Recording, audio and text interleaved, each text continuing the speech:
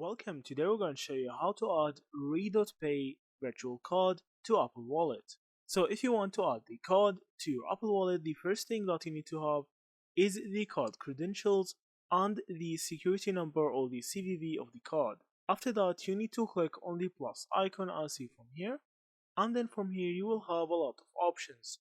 You need to click on debit or credit card. After that, you need to click on enter card details manually. So if you don't have your card details, you need to go to Redot app as seen from here, and you need to get your card details for your virtual card. So you need to go to cards. After that, you need to select the card that you want to use on Apple Wallet and see its credentials. After that, you can actually fill all of the credentials into Apple Wallet from here. You just need to fill in the card number, the expire date, and the security number of the card. After that, you can just click on add, and the card will be added to Apple Wallet. So that's it. Thank you for watching, and see you in the next videos.